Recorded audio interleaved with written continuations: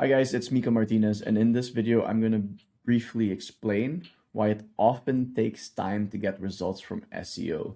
And I'm going to give you the simplest explanation I can. So I'm giving you an example of what it takes to outrank a brand, like for example, the Soapery. The Soapery ranks for, it gets over 40,000 visitors a month from SEO, ranks for terms like essential oils, shea butter, citronella oil, mango butter, etc. And we'll basically evaluate what it takes to outrank them, right? And why it can take time to outrank them, right? So when you look at the brand, it ranks for something like essential oil. And when you look at the SEO equation, the SEO equation is really just technical SEO, content, and backlinks.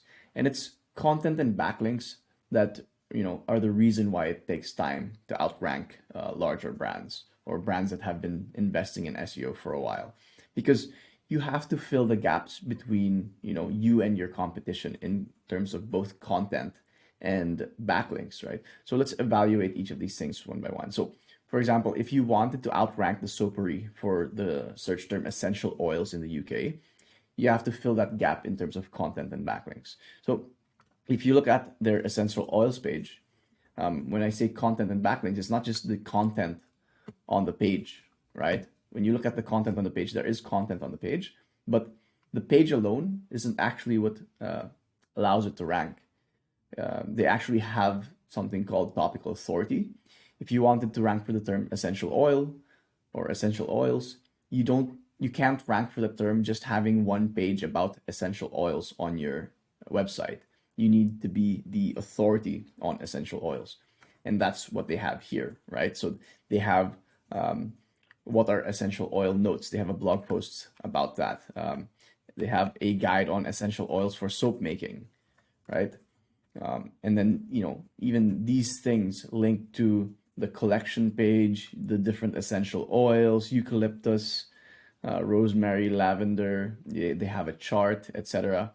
And basically, for you to outrank them for essential oils, you need all these pieces of content on your site as well, right? And you can see that on the other search terms they rank for as well, like shea butter. They rank number 3 for shea butter.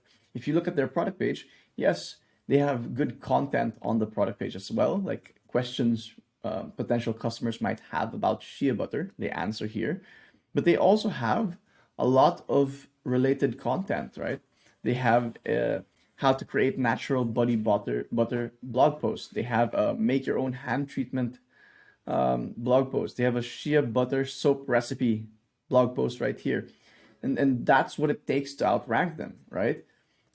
It's not enough to just have one product page, even if it's like the perfect product page on shea butter, to outrank this brand, because they have all this supporting content. They have all this topical authority, right? And that's why it takes time, because you have to fill that gap. You have to publish all this content. And even like for another product page about comfrey oil, like again, there's content on the product page, but they have internal links to different products, different products. They're answering different questions. So yeah, for you to outrank them for these search terms, you need to fill that gap, right? You need to publish all this content, right? And then the other factor is backlinks, because they've invested in SEO for, I'm assuming, like 2 years at least. They've gathered a lot of referring domains, right? So 2 years ago, they had 74 referring domains. Today, they have over 500 referring domains. And yeah, the quality might vary, right? If you filter for quality, maybe 1/4 of these referring domains are actually good quality. But yeah, to outrank them, you need to fill that gap as well. You need to build all these referring domains, right? Yeah, so if you're trying to outrank your competitor, just take note that it will take time, because yeah, you have to fill that gap, that content gap between you and your competitor. You have to publish all that content, and you have to fill that link gap, right? This link gap right here. depending on how many referring domains your website has, and the quality of that, and how many referring domains your competitor has, and that quality as well. And until you can fill this gap, it's unrealistic to think you can outrank your competition. Like in the end, like you have to look at that equation and where you fit in that equation. If you fill that gap and add some padding, there's no reason you can't outrank your competition. That's all it takes. It's in the end, SEO is just an equation, and if you fill those gaps, and there's no reason you can't outrank your competitors.